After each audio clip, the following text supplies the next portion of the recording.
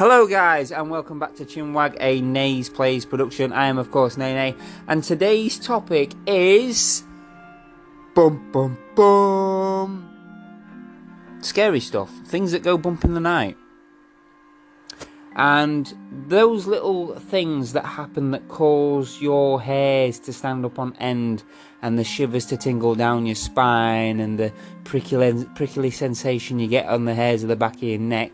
Things that give you a freaking heart attack when you have in the midst nothing there. Or is there something there? Now what I'm talking about is the sort of concept of, which has happened to me personally, walking up the stairs and having the sensation of something behind you, something creeping up behind you, and you just have this urge to run up those fucking stairs and fly under your duvet cover and sweat your ass off, panicking, thinking that there's something coming up towards your room and it's going to kill you and eat your brains. No, it's not going to do with that.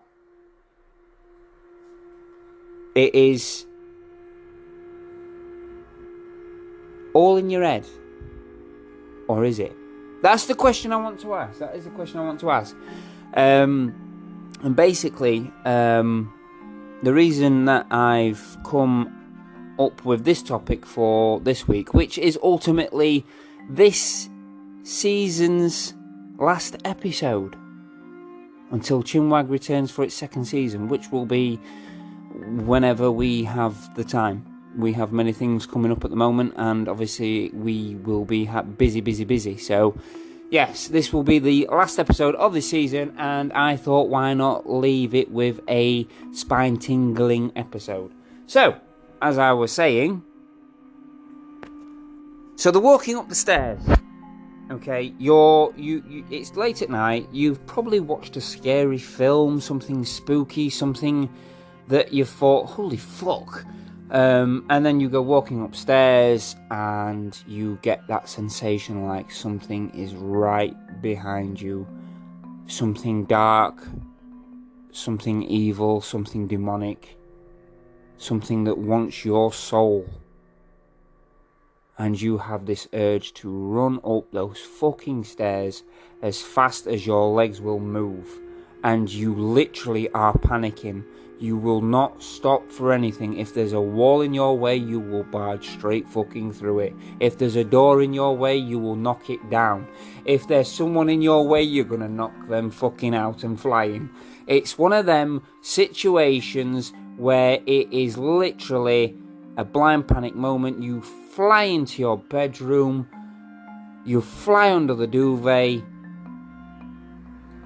and for some reason when you're under the duvet, you feel safer. I don't know what it is about hiding under the duvet. You grip that duvet tight and you peek above it and you keep your eyes welded on whatever it is that could be potentially following you. So yeah, you're under your duvet, you're in a blind panic, and it is one of them where it is like you're sweating, your heart's beating, it's going 10 to a dozen, and you're thinking, what was that? What was that was behind me? And you have no idea what it was or what it possibly could have been. You don't know whether your mind was playing tricks on you. You don't know whether it's in your head or whether it's something that is manifesting within there. And because you have watched something that has opened your mind to a certain degree, your senses are now in tune to that. Is it real? This is the thing. This is the questionable debate. So obviously there's other things, other happenings that happen in the happening world of happiness, and it's it's one of them where like you can see something as well. Like I remember being at my mum's one time, and lots of weird stuff happened at my mum's house when I lived there when I was younger. And one of the things I remember happening was seeing seeing a dark shadow in the kitchen. It was late at night. I'd gone down to have a bowl of Wheatos or something, or get a hot drink. I can't remember exactly what it was that I was getting, but what I do remember is that dark shadow in the corner, and the fact that the dogs that were there living at the time, Max, Sheba and Tia, Max and Sheba are unfortunately no longer with us, but Tia's still there. They would not enter the kitchen. They were near the front door, all snuggled up, and I'm like, come on to the kitchen, and they just would not move. And I spotted this thing in the corner near my mum's back door, and I was like, what is that? What is that I'm looking at? And you know, it weren't too dark, so you could make out a shadow. I just remember this shadow in the corner, and it did not move. I moved. I was like moving around the kitchen and trying to figure out what this was. I didn't approach it, but it did not move, which obviously debunks it being my shadow or anything like that, because if I was to move, it would move as well. Well, that wasn't the case. This thing just was there in the corner looking at me. I couldn't make out any details like eyes, nose, mouth, or anything like that, but I could clearly, distinctly make out a shadow.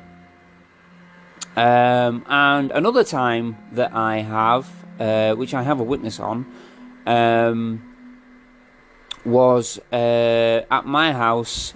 I was stood at my computer desk, just tinkering about, as you do, and then my girlfriend Sian was sat on the sofa, and something caught my eye in the corner in the corner of the room where my door is, and I looked and I was like, what was that? And then I looked towards Sian as if to say, did you see that? But the expression on her face already answered that question, and we both said at the exact same time, what the fuck was that? And to this day, we don't know. I saw something white, whereas in my mum's something was dark. This time it was white. It was a white figure. Same as the dark shadow. Couldn't make out any distinct features or anything like that. But there. And I looked, and for a split second, something was there. And again, it's one of them moments that sends shivers up your spine. It's like, what the hell? One time as well, many years ago, and I have a witness to this, but unfortunately I'm not with her at the moment, which is my nana. She could testify this story. She could happily give details on it, which I might cover in the next series. On, you know, I might go around family members and talk about like life experiences and things like that in the next series. But one of the stories I remember her telling me, she told the whole family. She told me, my cousin Mike, my sister Jo, all of us, the same story about what happened with Uncle Graham in the flats of where they were living. I think it was a multi-story building that they were living in. I'm pretty sure it was a flat that she was living in, or a shared accommodation house. I can't quite remember. But the main story is that she used to stay up late and watch horror films. She loves horror films, and she was waiting for my granddad Tom to come home. He was working nights. He was working on security with my dad at the time, and he was working nights, and she was waiting for him to come home. As I say, she was waiting up late. I don't know what time it was, but it was late, and you know, she was watching horror films and things like that, and she heard a noise behind her. Now, her sofa was in front of the door. This is how she described it. It was in front of the door of which you would enter to go into the living room. So whoever was sat on the sofa had their backs to the door as you came into the living room.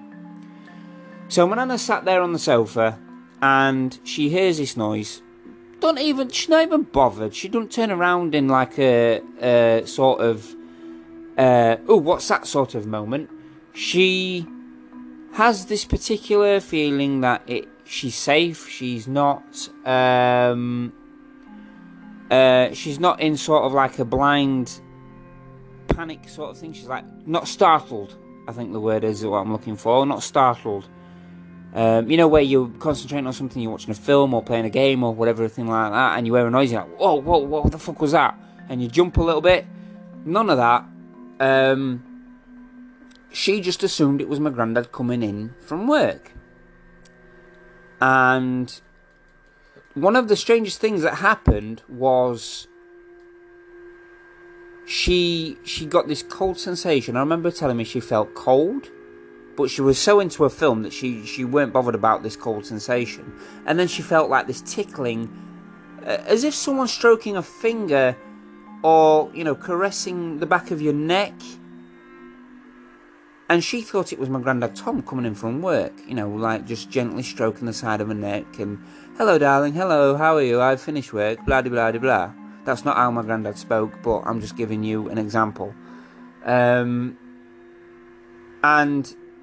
so she gets this stroking sensation at the back of the neck, and that entices her to turn her head to greet what she would think would be my granddad. It wasn't the case. Now, my nana was is still one of those people who likes to, so she turns around and, as I say, expecting my granddad to be there after his shift. And my nana lived on like a higher floor. She wasn't on the ground floor, I don't believe. She saw this figure. She couldn't make out any distinct details. Again, no facial details or anything like that. Just this black mass. And she could tell you this herself. And it didn't like impose a threatening presence. She said she felt comfortable. She didn't panic. She wasn't scared. Because my nana, as I was mentioning, is one of these where she's skeptical, but she also believes, like, if something happens, like, I don't know, something moves or she hears a footstep or anything like that, she will say something like, oh, it'll be the pipes warming up, or, you know, it'll be this, or it'll be that, or, you know, it'll be someone walking about, like, it could be the dog moving about, or things like that. But she's also open to agreeing with that it could be a ghost, it could be a spook, it could be anything. You know, she's like that. She's open-minded, but she will try and debunk things first. So anyway, this thing is there, and she looks at it, and it goes down. And what I mean by that is, where she sat on the sofa, it's obviously behind the sofa, it just drops through the floor. And at this point, my nana turns the lamp on, and there's nothing there. The moment she turns the lamp on, bang, this shadow thing that was standing over her and looking at her and had stroked the back of her neck went down through the floor. And she didn't think out of it. She was like, oh, okay, someone's obviously come to visit me. I'm going to carry on watching my horror film. Now, a few minutes go by, and my Uncle Graham, who is unfortunately no longer with us, my Uncle Graham was one of the friendliest guys you could ever meet. Okay, he was always there at family gatherings. When family gatherings happened a few years ago, our family was quite close many years ago, and the family and the cousins and the distant family members would all gather at like parties and things like that, and we would all intermingle. And my Uncle Graham was always there, and he was always a happy, you know, happy-go-lucky guy. You know, he always used to be a funny guy, big gentle giant, you know, always a funny dude. And But he'd also recount this story as well. But as I say, he's no longer with us. He died a good few years ago now. But my nana lived a few floors above my Uncle Graham. And this thing went down through the floor. And as I say, it were a few minutes. It could have been about 5, maybe 10 minutes. And my Uncle Graham, as I say, big guy, gentle giant, but he wasn't scared of anything. Okay, there was not a lot that he was afraid of. But everybody who lived in this flat had their moment where they went into a blind panic because they thought someone were being murdered. Anyway, as I was saying, my Uncle Graham gives out this death, I'm trying to think of a word. Not deathly, I would say more spine-chilling scream. Like, you would think someone was being murdered, okay? And everyone's like, what the hell's going on here? They all come out of the rooms, out of their flats or apartments or whatever, and they're like, what's happening, you know? Anyway, so they realise it's coming from my Uncle Graham's. Anyway, so there was a lad, I remember my nana saying there was a neighbour who lived there. I can't remember his name, but he was a friendly guy. He got on well with everyone. He was a good friend of my nana's, good friend of my Uncle Graham's. Anyway, he comes running down. My nana comes running down. Everybody who was in that flat went running down to my Uncle Graham's flat. The door was locked. They had to burst through his flat, and it was this guy who actually managed to get through. Anyway, so they all ran into my Uncle Graham's, and they were like, Graham, where are you? And you could just hear him screaming in his bedroom. So they all go into his bedroom, and he's there on his bed, white as a ghost, like sort of like starfish position on his bed, sort of like embedded into his bed, so it looked like he had weight on top of him, if that makes sense. Like, you could see him being pressed down into the mattress. Obviously, when you lay on a mattress, you do have sort of like an imprint in the mattress, but this was an excessive amount of force pressing him down into the mattress. So if you can imagine laying on a bed, and then someone being on top of you and pushing you into the bed even further. Sort of like that. He was there, and they were like, Graham. Anyway, he sort of like rose up a little bit and then jumped off the mattress, sweating. He was in a right state. They couldn't see anything there with him, but according to him, he could see it. And he said this dark figure was choking him, and it felt like it was trying to kill him. He spoke to my nana, and my nana obviously mentioned that this thing was up in her flat, and it went down through the floor. Now, obviously, my nana lived directly above my Uncle Graham. Now, the theory goes that this thing had obviously visited my nana, it had come to see my nana, and it had gone down to Uncle Graham's, and for some reason decided to attack him. And, you know, I weren't there, okay? I don't even think I was born at this point. I was either born or I was too young to know what the hell was going on. I was either not born or I was a toddler. I'm not sure on the exact date or time that this actually occurred. But either way, this happened, okay? There's lots of witnesses to this story, okay? Obviously my nana included, and so she's obviously talking to Uncle Graham. My Uncle Graham's in a state. He's like, trying to kill me. And they had no idea what it was. The same week, my Uncle Graham moves out. He's like, I'm done. I'm getting out of here. He left that flat. And I think my nana and Grandad Tom left a couple of months after as well, because things started going missing. Things were going bump in the night. Footsteps.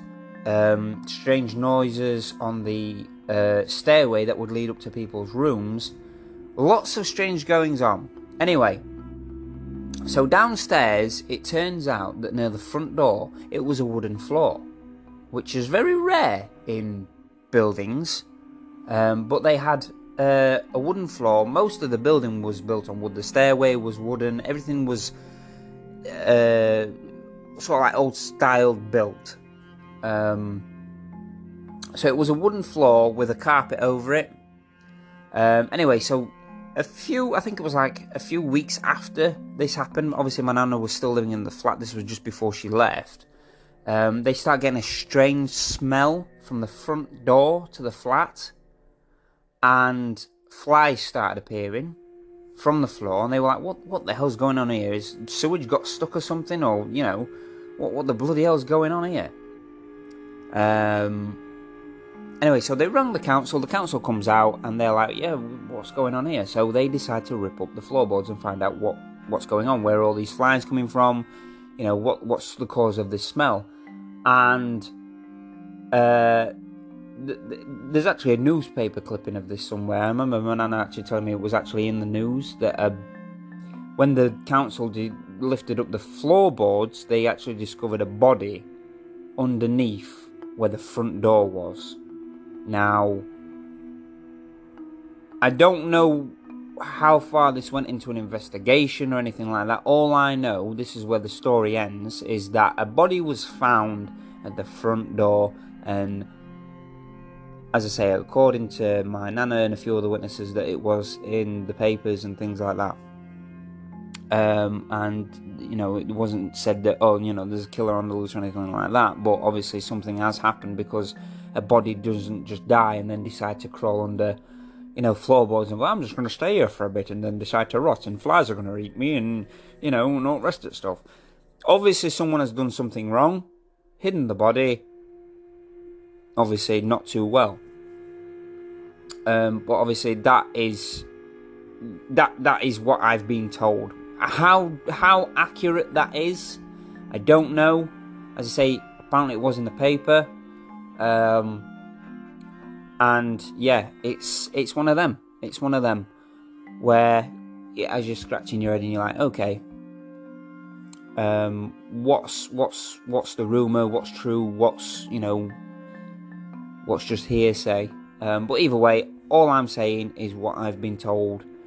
Either way, a body was found under the floorboards, and, you know, the theory goes that whoever that was that had been killed, or whatever, had been put under the floorboards, and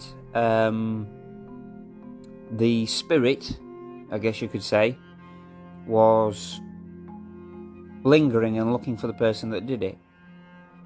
And as I say, the theory goes that obviously he was floating around this flat, waiting to see this person, to find the person, and he wanted to, you know, ideally get his own back, you know.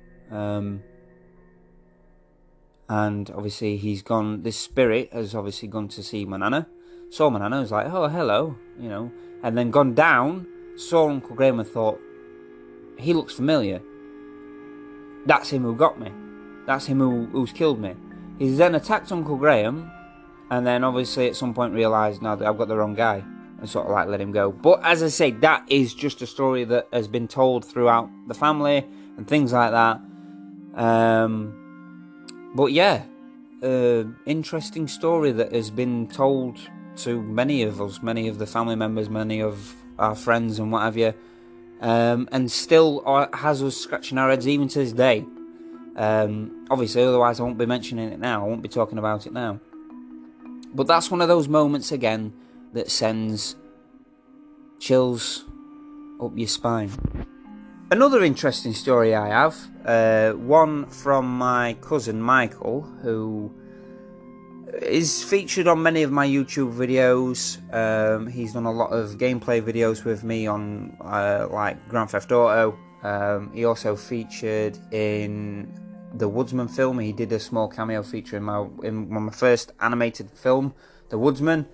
He played one of the opening characters on there, and he also debuted his live feature performance in my debut feature film as well, The Fiend. He obviously starred in that, so go ahead and check that out. But a story he has told me is that a similar thing with the stairway is that it was a good few years ago, and he was at his mum's, and he sort of like got this cold sensation, that spine chilling sensation as he was going up the stairs. I'm going to assume it was at night time, and he got this sensation. He was going upstairs, and he just decided to fucking yeet himself up them stairs. He's like, I'm not going to look behind me. I'm freaking out. Something is behind me. I'm not going to stop and turn around and see what the fuck this is. I'm going to fly up these stairs and go and hide and pray to God that the spawn of Satan doesn't kill me. So my cousin Michael, he gets his sensation. He's walking up the stairs. He gets his feeling that something is behind him. He gets a chill right down his spine. And as I say, he bolts up them stairs like he's never moved so fast in his life. He's like, I need to get up here. Something is going to get me. And I think we've all had that sensation on someone's set of stairs. I've had it on so many occasions where, in particular, my Nana Lil's staircase was terrifying, but I'll get back to that.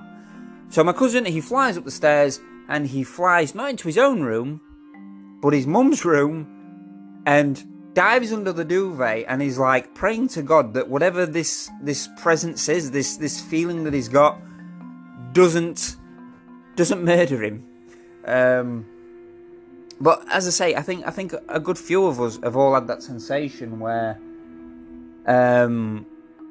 we have this moment of fear, and fear's not a bad thing. Fear keeps you on your toes. Okay. It's not a bad thing to be afraid of something. Fear is one of those sensations where you either go into freeze, flight, or fight mode. Okay, you are either gonna freeze and be like, "What the fuck is happening?" and not move, like you feel like you are unable to move, or you leg it as fast as you fucking can, or you stand and you're like, "Okay, motherfucker, let's dance." Okay, whatever it is, that's the sensation. That's what fear does to you. It's a primitive sensation. It is your bare nature. It is how your body works for all of us. In most cases, if something terrifying is sending shivers down your spine and you're walking up the stairs, you're not going to want to stand and fight whatever it is, because it could be the spawn of Satan. And I don't think anybody wants to stand there and fight a demonic presence, because chances are you probably lose. Probably get dragged down to hell and be, tortured for the rest of eternity. But, that is a different topic. So, yeah, as I say, my cousin flew up the stairs, jumped into his mum's bed, and I think he stayed there for the rest of the night, and basically prayed to God that the thing wouldn't kill him.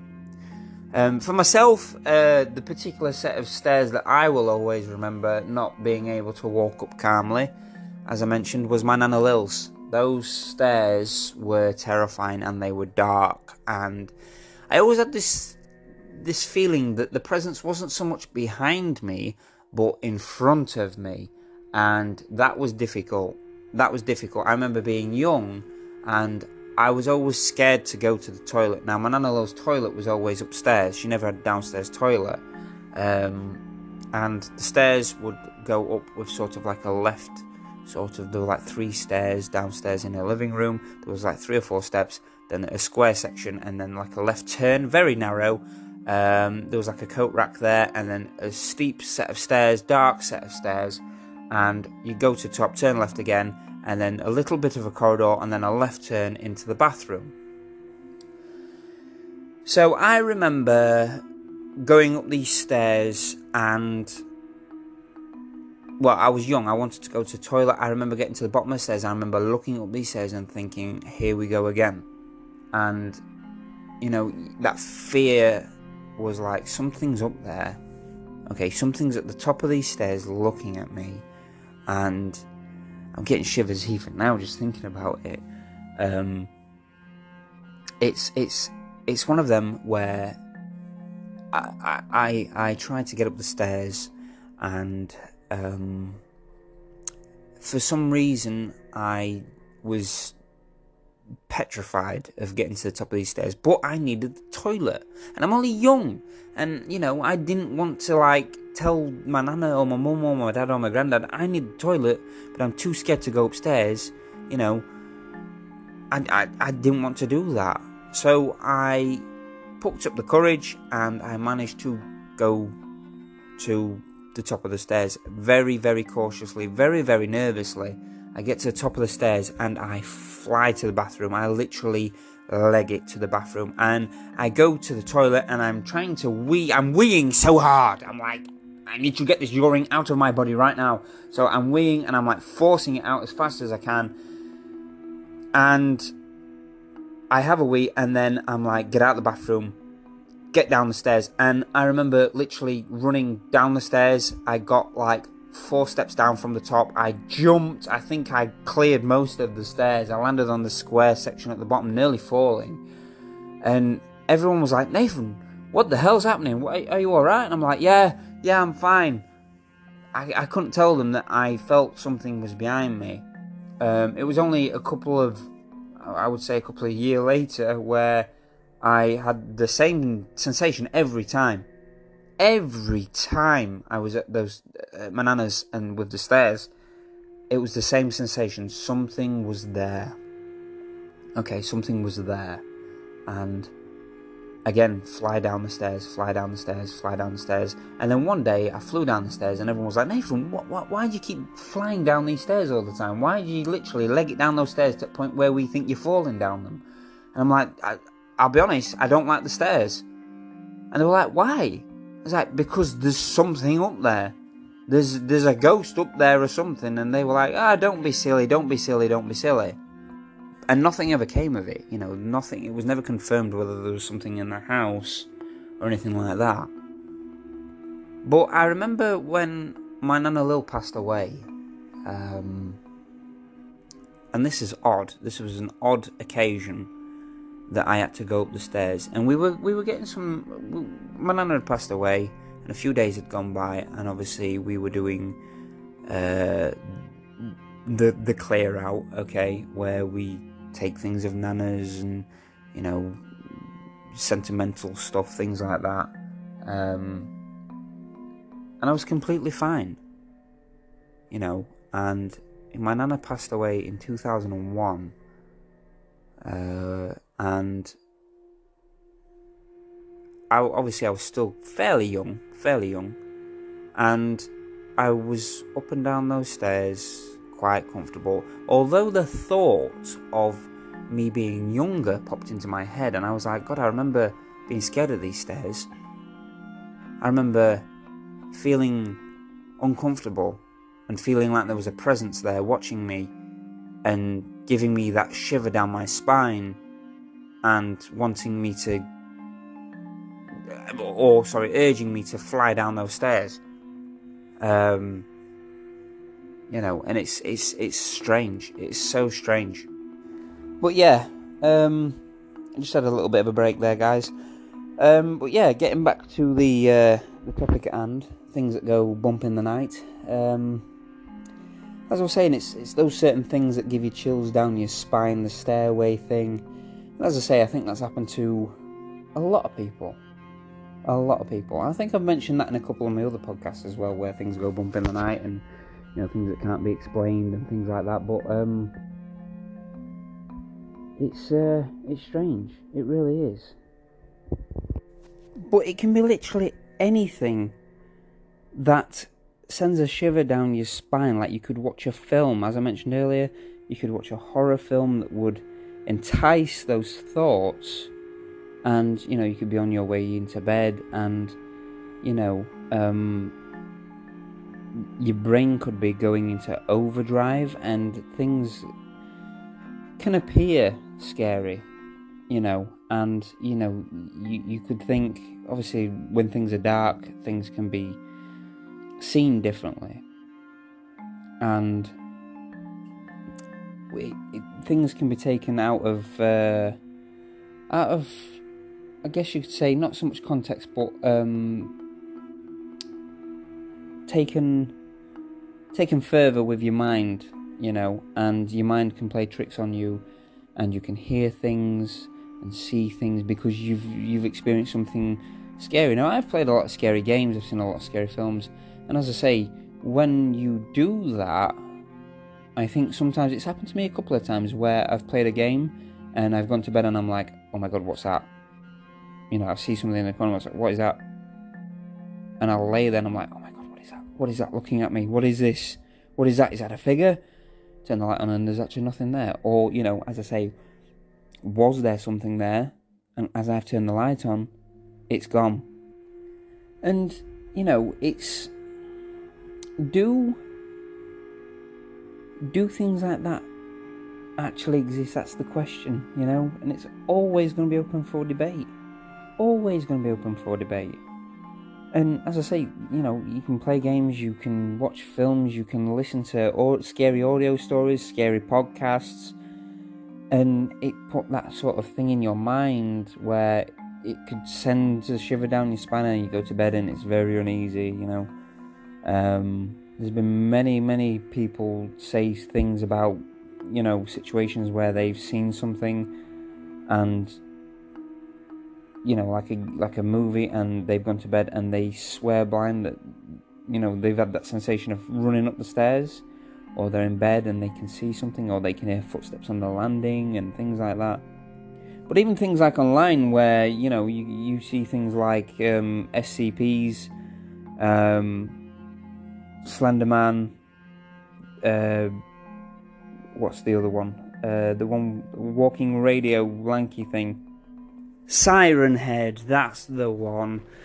So yeah, as I say, it's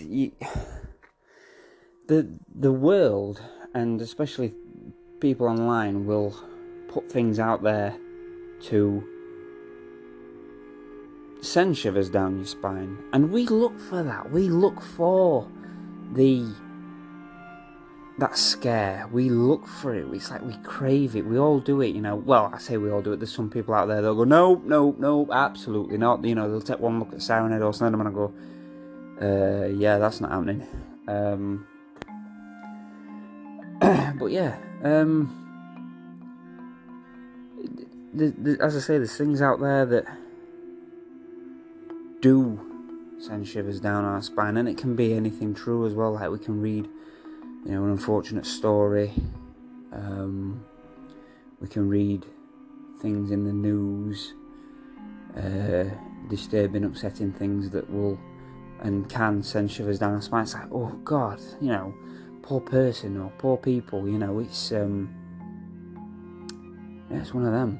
It's one of them. It's one of them. One of my favourite sayings out is one of them. There are things, and it gives you that sensation. And it could be anything. You could walk through a park, or let's be more eerie. You could be walking through a cemetery, and you get the sensation like someone's watching you, or something's there, and it's like, what? Why am I feeling this? Why am I feeling scared? Why am I getting shivers? Why am I getting goosebumps? And scientifically speaking, your body reacts to sensations that can be driven either by temperature change or by the emotion of fear. So something triggers that initiative thought on fear, and your body reacts to it naturally, where a lot of animals do it where their fur sticks up on end because they're going in defensive mode, because they're in fear mode. Fear drives them to be in defensive mode. And the hairs stand up and they're trying to be intimidating. They're like, oh, something is scary, I must stand and fight and tear it to pieces. Oh, I want to make myself big and puff my hair out. We as humans do that. That is why we get goosebumps. Our hairs will stand up on end, which is a natural body reaction. As I say, this doesn't so much happen when we're in a confrontation, I don't think. I'm not one for confrontations, but whenever I've experienced a confrontation myself, my hairs haven't gone standing up on end. But they do, we get goosebumps over things that would make our heart race. And, like, oh, God, that sort of sensation where something has triggered our mind, or our mind has triggered our body to react in a certain way where something is not quite right. Our body is sensing this, and as I say, it could be through temperature. You could go from a warm room into a cold room, and you're like, oh God, it's cold in here, and you get that shiver, you get those little goosebumps. And the same thing can be happening. You can be in a warm room, not even leave that warm room, and you could watch something very eerie on TV, and you're like, oh God. Or you could be just sat there minding your own business. Nothing has happened to put that thought of fear in your mind, and you get it. You get that shiver. And it's like, whoa, that old saying, oh, someone's just walked over my grave. And it's mad. It really is mad how all that works. And I think that a lot of it stems down to not necessarily our thought, because as I say, we could just be there minding our own business, but like, has something just come? Is there a spiritual presence that has just made itself known to us? Has it just touched us? Has it just gone through us? Hence why it's cold, and our body reacts to that quickness of that cold change, and it's like, whoa, something's just happened. It's very mad. It's very, very mad. But yeah, I'm not reading any articles today, guys, on this topic. I just wanted to basically talk about it, and just have a general chin wag about it all. And obviously, it's a topic that I've wanted to discuss for some time, doing this podcast. I know this podcast hasn't been absolutely everything that I was hoping it would be. But either way, I've enjoyed doing this podcast, episode after episode after episode that I've done. It's not been consecutive. I'll admit that. Things have happened in my personal life which has prevented me, obviously happening in the world as well, like COVID, which is obviously part of the reason why I've not had guests. I was hoping to have some guests during this first season, this first series of Chinwag, series 1 of Chinwag.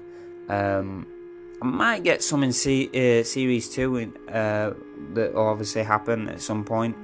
But yeah, I mean, it's happened, and I'm happy with it. It's basically been me. The only other guest I've had was my son, Ethan, when we were talking about the gaming world, and I think something else. I think it was cars. But it's been fun. I've enjoyed it, and I've enjoyed talking freely on this topic, which has obviously been Shivers. And it's what are there other things out there that send shivers down the spine, like images online, crazy things, that could send shivers down our spine, like the thoughts of mythical creatures, like and horror legends like Dracula, and the Wolf Man and Slender Man and Siren Head, and things that have been taken into game concepts and mythical concepts, like there's been many others. Primary example, I was listening to Distractable the other day, and one of their episodes was Cryptics as well, funny enough. But they discussed more on I think it was stories, and obviously things that would be in the term of beings, and one of them was the I might be pronouncing it wrong, but the Hartutek or something, or I can't remember, something Tutek or Tutek or something. But it's on Distractable. You can go over, listen to their podcast. Highly recommend it. It features Mark Fishback, aka Markiplier, Bob Wade, his other two co-hosts. Brilliant podcast. I've been listening to it, and I think it is absolutely amazing. Distractable was actually the reason why I decided to do a podcast myself, and it inspired me. Markiplier is one of my big inspirations, to be fair.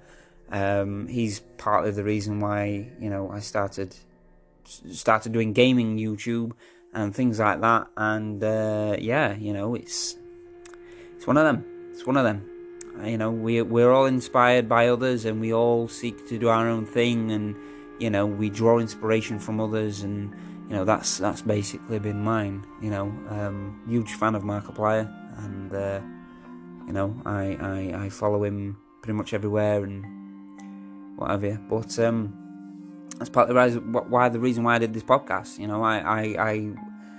I listened to Distractable. I was like, I'm wanting to do this. This is something that I could do, and obviously I decided to do it. But obviously not to that sort of extent where they do the hosting and they do scoring systems and things like that. I just literally wanted to do a podcast and do just chit chat. I was hoping to have guests and be able to talk about things. When you're with someone and you get into a right deep conversation and you can just talk and talk and talk, and before you know it, 5 hours have gone by and you're like, wow, what a conversation. Like, we've gone from talking about cars to space to aliens to movies to games to what colour curtains I'm going to put up and like anything. Do you know what I mean? It's one of them. It's one of them where you sit and you talk and you talk and you talk and you talk and you talk and you talk, and it just goes on and on and on and on and on, and topic after topic after topic. And that's literally what Chinwag is about. Like, just literally just talking about things that would interest people, that would get people thinking, that would possibly educate people. Like one of my other episodes, 10 things you didn't know or may not know about death. Some people might not know any of that information, and I actually researched that information. Some of the information I already knew, but I went online and I did my research, and I thought this would be an interesting podcast, so I decided to do a podcast on that. But as I say, hopefully in Series 2, I will get other guests, hoping to get other guests, and Chinwag is going to continue, but as I say, this is the last episode for this series, and I hope you've enjoyed listening. I know that sometimes the episodes haven't possibly been what you were hoping for. Like, you could have been listening in and going, oh, I wonder what Nathan's going to talk about next week, and it's like, oh man, oh, Nathan hasn't dropped a podcast this week, oh shit, no, fuck, and it's sometimes it's just not happened, guys, and for that I apologise. But we've made it to 10 episodes, and I think it's 10 episodes. I hope it's 10 episodes. If not, again, I apologise. But it is what it is. I've created these episodes. As I say, unfortunately, they weren't consecutive. I was hoping that they would. I was hoping that every Sunday or every other Sunday I could upload an episode, but things just don't always pan out. Something happens, and it's like Christmas for me this year. We were planning on this happening and that happening and this happening, and instead we had 4 people going to hospital, and everything that could have gone wrong went wrong. And such is life. Things don't always go to plan. And this podcast is testament to that, because I was hoping to do a podcast every other Sunday, and I couldn't do that. I did podcasts as and when I possibly could. But either way, if you've listened through and you've enjoyed these episodes, then thank you ever so much for listening. But yeah, I hope you've enjoyed this episode. I hope I've not frightened you a little too much. I hope I've not sent a shiver down your spine. If I have, I guess I'm sorry. But yeah, as I say, this topic is one that I've been wanting to talk about for a while, and well, you know, we've done it. We've spoke about it, and I think that it's been an interesting one. I also think that thing behind you is going to... I'm just kidding. There's not. there's not anything behind you, or is there? Is there something behind you? I'm just kidding. No, there's nothing behind you. I hope there's not anyway. But yeah, as I say, those feelings of fear, those feelings of dread, those senses of evil, I think we've all had our moments where something has made us think, holy fuck, what the fuck is that? I need to run. You know, I need to get under my duvet. I need to get safe. Something is here, something is scary. My body is sensing this. My body's telling me that something's not right and I need to get safe. And that's that. That is that. How do we interpret it? You know, how do we know how to read our body? All we know is that we either have to fucking run or we have to fucking fight. And most of the time it is fucking run, and it is run as fast as you fucking can. But on that note, guys, I'm going to leave this episode here. And as I say, I hope you've enjoyed listening to Chinwag. And I hope you have enjoyed the other episodes that I've done. And I hope that you find me on all sorts of other platforms like YouTube. Head over to Nay's Place. Find me on Patreon. You can find me on there. Find me on Twitter. Find me on Facebook. I'm literally everywhere, guys. You know, like, share, follow, subscribe, all that good stuff. And also, if you haven't already, check out my independent film, which I mentioned earlier, obviously starring me and my cousin Michael and a few others, which was bloody good to do. Our first independent amateur film. Not bad for our first. And yeah, as I say, I hope you've enjoyed it all. Definitely head over to my YouTube, Nay's Place. Check out whatever it is I've put out there. You know, there's tons of content, tons of gameplay videos, tons of TikToks, vlogs, all sorts of stuff. I'm sure there's something that you'll like. And if you do like it, don't forget to like, share, and definitely subscribe. As always, guys, this has been an A's Plays production. This is Chinwag. I am Nathan, aka Nay. Take care, and ta-ta for now.